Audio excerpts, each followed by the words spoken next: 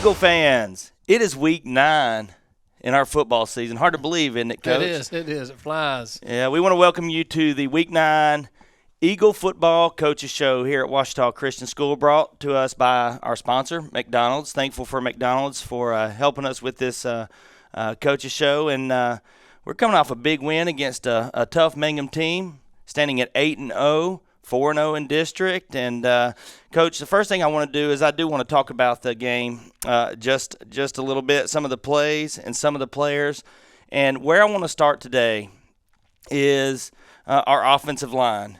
And the reason is because a lot of times during the broadcast we say our wide receivers and our running backs, we say their name a lot. And it's kind of hard to say our offensive linemen. Every once in a while we'll see a nice kick-out block, but they really work as a unit. And so when you give them props, it's like, hey, our offensive line is doing great. But our offensive line last week kind of paved the way for 256 yards on the ground, 7.5 yards per carry, and 6 touchdowns. And when I say offensive line, I'm talking about our starters, Jackson Mann, John Turner, Stacy Shaw, Micah Mosier, Bo Gregory, and, of course, our tight ends that come in, Ridge Coates and Russell Cooper. I want you to talk about this offensive line and the job that they did last Friday night. They did a great job. I mean, and the big thing is what you said, they have to work together. And it just takes one person doing the wrong thing, and the play does not work. And so those guys really have to communicate well with each other and again, just mesh. And Coach Mosier and Coach Sanford have done a great job working with those guys this year. And again, they have just done a great job of gelling together.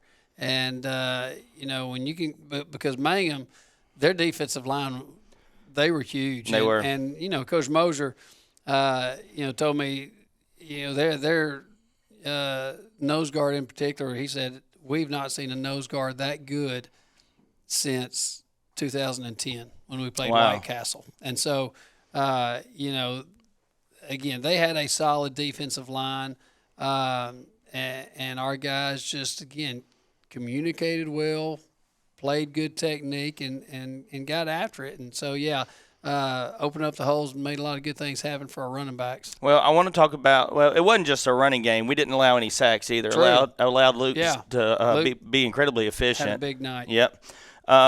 One of my favorite series that we had, I think it was in the second half, and we were going kind of left to right from the home side, and we were in Dragon territory. We won the game 50-16, but John Turner from the left guard position pulls out, and then Jude tucks in right behind him, picks up 15 yards or so. Then we run that play again. John runs out, Jude follows. And then we run the play again 3 times in a row, the same play where John just paves the way for his brother Jude. It was just really cool to see, how that worked. Ended up getting the touchdown on the 3rd time. Yeah, so. That's big. And that's one of those things I'm going, because I noticed that in practice yesterday, and I was like, we've got to get a photo of that at some point in time. And so, we got to be ready for that shot because, we have 3 combos of seniors that have younger brothers on the team, but to get that of your lineman, older brother blocking for the younger brother, that would be a photo to cherish there. But they again, that's big when you can do the same play several times in a row and continue to cash in on it. Yeah, and I was telling one of my friends who's a coach in the area about that. I just told him it was pretty cool, and he was like, "Oh, so y'all just run it to the right and then to the left?" And I was like, "No, to the right, to the right, to the right." So it was pretty neat to see. As far as working as a unit, working together, I thought our linebackers had a good game too. I thought Cooper Russell, he ended up with 9 tackles and a sack. Ridge Coates, 3 tackles and a block punt. And Eli Gray, 4 tackles and a sack. Along with our defensive line, Stacy Shaw, Landon Waller, Hudson Weems, Jackson Mann, and even Micah Mosier got in there a little bit, maybe a couple other guys. But those guys, I thought they really played well against that running attack from Mangham. They did. Felt like Mangham had the best running back we had seen this year through the first 8 games. And again, the biggest thing you want to do defensively is eliminate the big play. And they made some, but, again, for the most part, we were able to keep them in check to where it was not every series. And so to get a 3-and-out, and get them off the field quick that was big for our defense to allow that to happen a couple of times. So we at the end of the first quarter, we lead the game 7-0. We've got a ball game on our hands, But the second quarter, we score 3 touchdowns. We're up 28-0, and then Mangham scores to make it 28-7. But the second quarter, I think we've scored about 44% of our points this season in the second quarter. So the first quarter is kind of like, filling things out and seeing what works and what doesn't work. But in the second quarter, man, it's just attack on offense. So that's been a good quarter for us this year, no doubt. And because again, most games you go back to, they're all tight right there in the first quarter. And again, second quarter has been a good one. That our offense has been able to make some big plays, defense get some stops, and so and then again, Gavin putting the ball in the end zone. Winning that field position battle, that's been a huge factor in things as well. Yeah, that's where I was going to go next, because what I've learned from this season is it's hard for a team to go 80 yards and score on our defense. I've kind of said bend, don't break, but, like you said, you just don't allow the big play. When you have 80 yards to go, it gets real tough to score on our defense. It does. And, Mangham, had a shorter field. I think they returned that kick somewhere around midfield on their first scoring drive. And so, so again, yes, Gavin's a weapon that when he puts it in the end zone, they have to go 80 yards. There's lots more opportunity for error by the offensive side. That maybe, again, we can make some plays and prolong the drive and create a turnover or something. Yeah, I thought field position was a huge factor in the game on Friday. And I do want to say this. I think Mangham's a really good team, and I think they have a chance to compete for a state championship in Division IV non-select. So when people see the score, they're going to say, wow, Mangham's just, but that's not the case. No, Mangham, I'll say it still. First 8 games we played, Mangham's the best team that we played. I mean, again, their defensive line, their offensive line, I mean, you turn on the film and it shows. And again, even watching it, post-game as we grade and stuff, their guys, they come off the ball, get after it, and, they got a great coaching staff, and they're going to make a run in Division IV. Yeah, I thought our guys executed very well pretty much across the board, but it'd be hard to talk about this game without mentioning number 0, Patrick Turpin. What a game he had the other night. It kind of started off early with a big hit early in the game, but he ends up with 77 receiving yards and a touchdown, 99 return yards, almost a touchdown.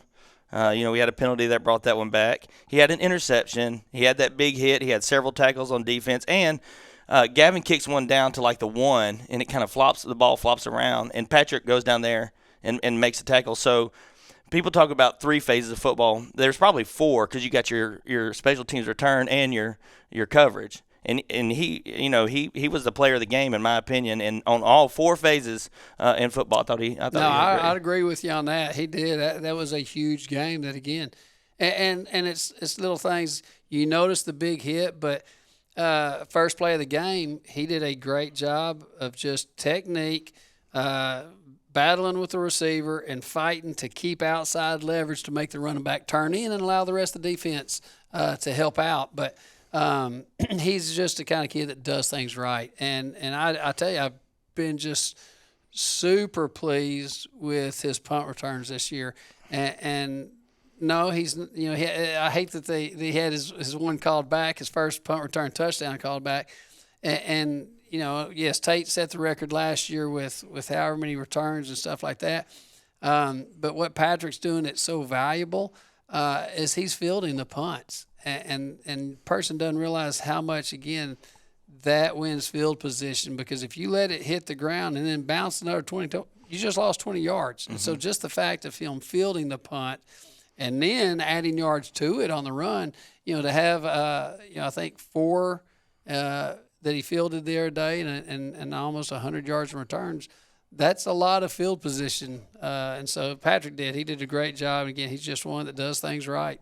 So watching Mangham on film going into this game, my thought, I'm just an armchair quarterback, and learn a lot of football from playing Madden. But, just from the outside looking in, I said, we're going to have to be more physical than we've been with any other team all season. We're going to have to at least match or exceed the physicality that Mangham's going to bring. And, Coach, I thought we did that. I thought we did that the other night. So I agree. And that was what our theme was all week, that on a scouting report, most physical team wins. And I thought our guys were more physical in all phases of the game. And I thought that was a difference in the game. And so it was great to see our guys play with that intensity. Yeah, and kind of bring their physicality up to a different level.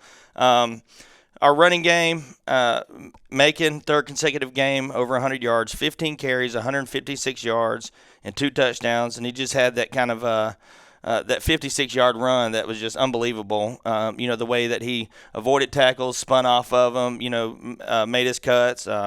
But he didn't play as much in the second half. But it sure is nice to have a guy like Jude Turner come in there, 12 carries, 92 yards, and 3 touchdowns. We talked about the offensive line really opening things up for them, but talk about your 2 running backs, Coach. I mean, yeah, they just continue to get better each and every week, and to have 2 guys where you can't just concentrate on one, again, that is a great weapon. But leg drive, one thing you look at when you see a running back, do they go down on first contact? Or do they battle through the first tackler? And both those guys are doing a great job of continuing to keep their leg drive and protecting the football and just making things happen. Yeah, and I think that's kind of a theme for your receivers too. You mentioned Patrick. Patrick's hard to bring down. Cam Vuillon's hard to bring down. It was kind of neat to see Luke Edwards get involved in the passing game early with those comeback routes, and then that kind of opened things up for Luke. Luke finished the night 10 of 13, 184 yards, and a touchdown. Also had 27 rushing yards and a rushing touchdown. And so these guys, are making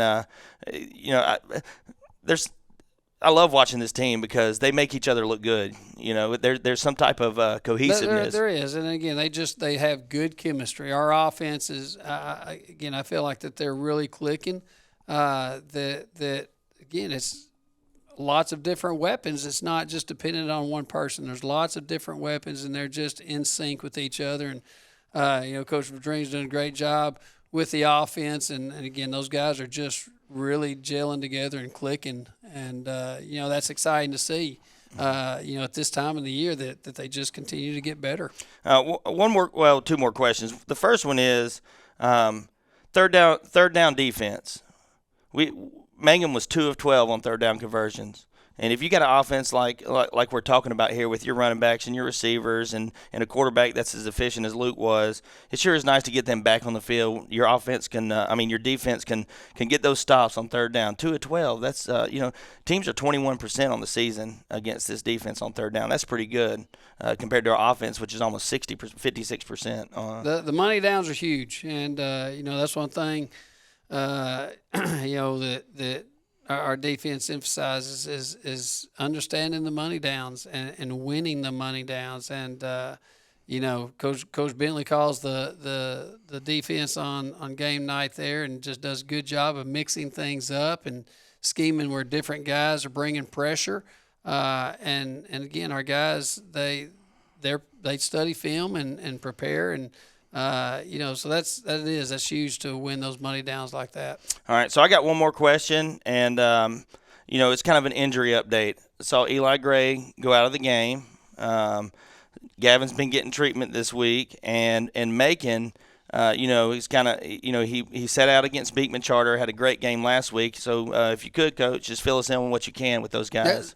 Nothing major right now. Everybody's just kind of day to day, and again, blessed that there's nothing major right now. So again, it's just day to day, getting some physical therapy, getting well, stuff like that. All right. Well, Coach, thank you for talking about this game, and we're going to take a break. And after the break, we're going to talk with our left tackle and our right tackle, Jackson Mann and Bo Gregory. So stay tuned for the rest of the McDonald's Weekly Coaches Show. We'll be right back. There are 2 Big Mac burgers now?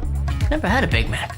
If you're gonna try your first Big Mac, you gotta go with the original. Can't go wrong with the classics, right? Nah. If you're gonna try something new, go with the new Chicken Big Mac. It's got special sauce, lettuce, cheese, pickles, and 2 chicken patties on a sesame seed bun. Stop saying everything I'm saying. I'm not. Yes, you are. No, you are. No, you are. So what will it be? The Big Mac or the Chicken Big Mac?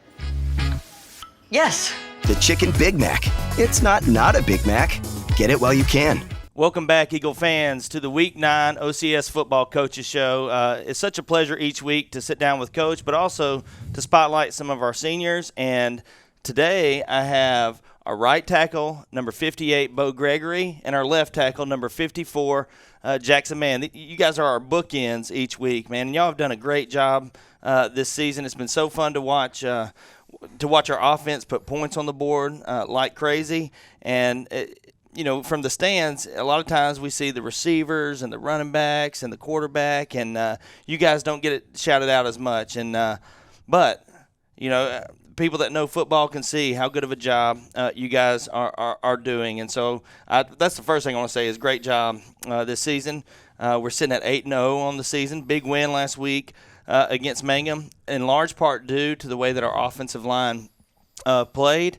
But you guys played sparingly last year. You were kind of rotational players. You go in and out, on the offensive line. And I think, Jackson, you played some defensive line last year. But coming into this season, I think both of you knew that you had a great opportunity to be an every down player on the offensive line at the tackle position.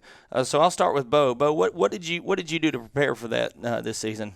I mean, it's a lot of long hours in the weight room. After last year, it's kind of a wake-up call. Like, I need to get something together, because I knew we had a chance to be great this year, and I didn't want to waste that opportunity. Okay. What about you, Jackson? Well, I really found a passion for working out junior year, so I did a lot of that this summer. I go to the summer workouts, and then afterwards I'd work out again, really getting bigger and stronger, and I would learn what I'm doing. Yeah, and you guys have to you got to be able to endure 4 quarters of football. I guess the good thing is we hadn't had to play all 4 quarters at 100%. We've had some blowout wins this year, and but you guys have done a great job preparing yourself for the seasons, running those hundreds. Does that bring back any PTSD or anything like that? Not really. It's just kind of routine at this point. Yeah. No, that's good to know. That's good to know. And so, you guys are out there, and everybody sees you out there playing, doing your thing. And, Jackson, I think you're playing some on defense this year. It seems like more and more each game. How's that been? Rough. I think me and Stacy both got close to 100 plays last week. It's fun. It's very tiring, but I was having a great time. I got sad when they took me out in the end of the fourth quarter. Yeah, and so we've it's good because we've had to do that. I think you and Micah. Micah's played a little bit there, and so we've seen you guys out there on the defensive line as well. But mostly what you do is at the tackle position. But that's not all there is to you guys, and I think everybody that knows you knows that. And so, Bo, what is it that you like to do outside of school? Other sports, hobbies? I mean, I'm just a football guy, but I love to hunt and fish. I mean, hanging out with my friends on the weekends. Yeah. What about you, Jackson? I like to hunt, fish, play games, sleep, hang out with my family and friends. And other sports, I throw shot put and disc for track. All right. Very cool. I saw something cool online the other day. KNOE did a kind of like a highlight reel from the game on Friday, and before you go out the tunnel, somebody's leading that cheer. How'd that come about? Well, I guess somebody does it every single year, and I asked Ben if I could do it this year, and then I asked all the other seniors if I could do it. So me and Bo were originally rotating between it, but I don't think Bo liked his voice getting all scratched up. So. Oh, it was pretty cool, and it seems to work. You got some good stuff, going on. All right, so you got 2 regular season games left. Then we're going to make a playoff run. Hopefully, all the way to New Orleans and to the Dome. I'm sure that's the goal this year, right? Yes, sir. Yeah, I think so. I think we have the team that has a chance to do that. But then, you got to start preparing for what's going to happen after high school. So I'll start with Jackson this time. What are you planning for next year? What opportunities do you have for after high school's over? Well, I plan on going to Tech for nursing, getting a nursing degree, and then hopefully going to a medical school afterwards to become a orthopedic surgeon. And for track season, I'm going to try to get a scholarship for shot put. Okay, so you're going to try to do multiple things at Tech and, hey, have a great career. Yeah, what about you, Bo? After I graduate, I plan to go to ULM and major in kinesiology, and then after that, go to PT school. All right. Very cool. Well, we look forward to watching you guys this Friday against Ferriday. I know you are looking forward to this game, and talk to Coach just a little bit, or going to talk to Coach a little bit about not looking forward to Oak Grove, not overlooking Ferriday. Has that been a challenge this week a little bit, or we are pretty much locked in? It's been something they've brought up a lot, how this week is all we need to look at for now, and I've been focusing on this week so far. Very good, very good. Well, there you have it, guys. Number 58, Bo Gregory. Number 54, Jackson Mann. Our bookends on our offensive line. Done a great job this season. Look forward to what they're going to do the rest of the season and into the playoffs. So, guys, I want to thank you for maybe you got some meat pies over there that smell really good. We're at break right now, and so I'm going to let you get to those. Look forward to watching you guys on Friday. Appreciate y'all taking time to come on to this coaches show and get a chance for the fans to see you. We'll be right back after this break to talk to Coach Fitzhugh about the upcoming game against Ferriday. So stay tuned. There are 2 Big Mac burgers now? Never had a Big Mac. If you're going to try your first Big Mac, you got to go with the original. Can't go wrong with the classics, right? Nah. If you're gonna try something new, go with the new Chicken Big Mac. It's got special sauce, lettuce, cheese, pickles, and 2 chicken patties on a sesame seed bun. Stop saying everything I'm saying. I'm not. Yes, you are. No, you are. No, you are. So what will it be? The Big Mac or the Chicken Big Mac? Yes. The Chicken Big Mac. It's not a Big Mac. Get it while you can. Welcome back to the Week 9 Coaches Show as we look forward to another district matchup against a good team, the 6-2 Ferriday Trojans. They are, and they had a great season until they ran into to the Mangham team that we played in Oak Grove, and so I do want to ask about them. This is a road trip, Coach. So there's a couple of things about this that I want to mention. The field in Ferriday is called Metz Field, and we're playing this game on November the 1st.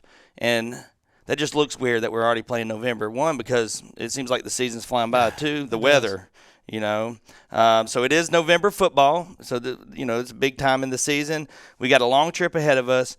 But even more than that, I was trying to think if we've seen rain since the Bayou Jam. Maybe once, but, we got some rain coming in. We're playing on a natural surface. What do you look forward to about this game and the conditions? Well, I say, we're both playing in the same conditions. That's one thing that is totally equal. Ferriday has an outstanding ball team. The quarterback Caleb Ellis has about 1,800 yards plus passing on the season, over 25 touchdowns. They have athletes all over the field, and that's the report as well for Mangham and Oak Grove. Talking about Ferriday is just the talent that they have. They have several receivers that are 6'3", 6'4", but then their leading receiver is Jefferson right now. Wears jersey 10, and he's one that he's one of their best athletes that will run any kind of route and go get the ball. And several running backs. They don't feature just one running back. They have several running backs that they get the ball to. Whether handing off or giving a quick pass, and they're loaded up with athletes. And those same guys, a lot of them play defense and run to the football well. Good, just overall great team speed. That is the report that I've received from the teams that have already played them. Is they're a dangerous team, and again, their only 2 losses on the season are to Oak Grove and Mangham, which they played at each of those places. So they're undefeated at home this year. They're going to have a big crowd. It's senior night for them, and so we know that they have an outstanding ball team, and they're going to be ready to play. Well, I'm looking through the media guide that we get each week, and one thing that stands out to me, because it doesn't happen very much, is we have a losing record against Ferriday historically. We're 1-3, and I think you were there for all those games that we played. And so my concern is, we come off a big win against Mangham, and then you kind of look at the schedule. You see Oak Grove week 10. We're ahead of you. Yeah. I already had those concerns on it. I already addressed that last week after we beat Mangham on Friday night. That we're not looking ahead to Oak Grove. We have a very, very good Ferriday football team, and that's what we have talked about this week, is staying focused, and us OCS getting better this week. That again, Ferriday is a dangerous team. That this is a trap game. We don't shy away from it. That they have 2 losses in district, but we've got to get better this week, and we're playing a very, very good Ferriday football team that, again, averaging close to 40 points a game.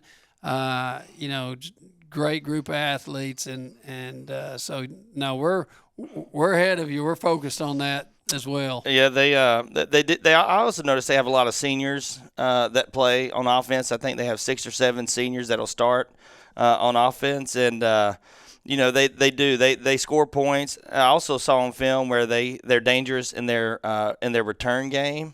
If those guys get the ball in their hands, you're going to have good coverage, or they can take it, all the way back. And so I look forward to it. I did have a player on Friday night after the game, after the win, say, "Oh, I can't wait for Oak Grove." I was like, "Hey, not so fast," I was like, "You got to take care of business." I mean, if you're supposed to be, this good and supposed to be undefeated going to Oak Grove, you got to take care of business before. And I figured you did not overlook that.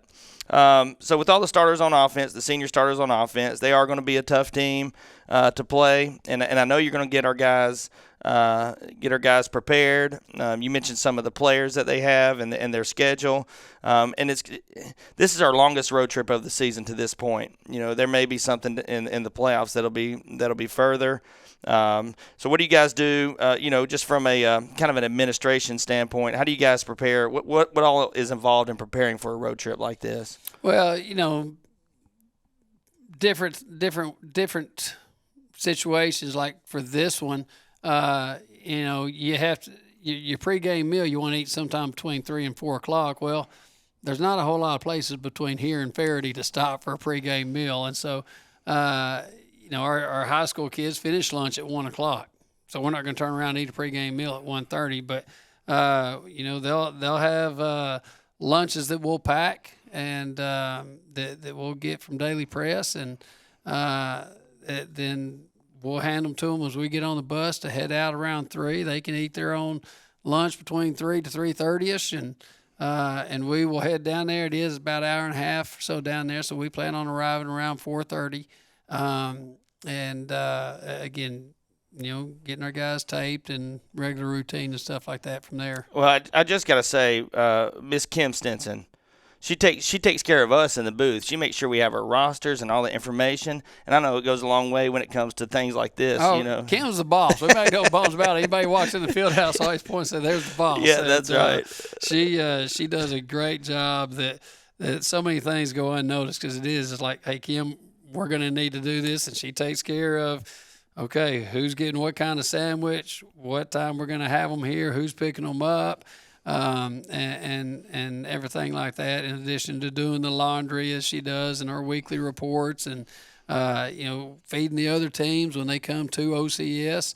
That's something that she takes care of is making sure that how many players do they have on the opposing team. We're going to feed them after the game. But, yeah, Miss Kim does so much that people don't know about. She's usually up here doing laundry after the ball game till at least 1 in the morning to make sure that our jerseys are good. And she checks every one. Okay, this one got ripped. We need to sew it up. Which, So she's on top of everything. Well, people always ask, how is OCS so successful in football year after year in other sports? Well, there's the answer right there. It's Kim Stinson. She keeps it all together. No doubt. So, do want to thank Miss Kim, Coach. I also want to thank you for your time. I know you've got a lot to do each week, and so I appreciate you coming on here and talking about football.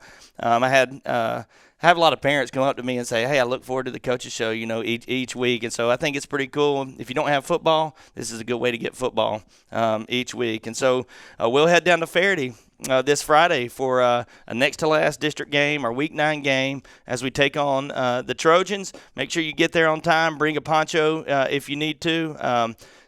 David Gordy told me they have pretty nice facilities as far as stands. And they and have plenty of room. Yep. So that'll be good. So we'll take on the Ferriday Trojans, try to move tonight.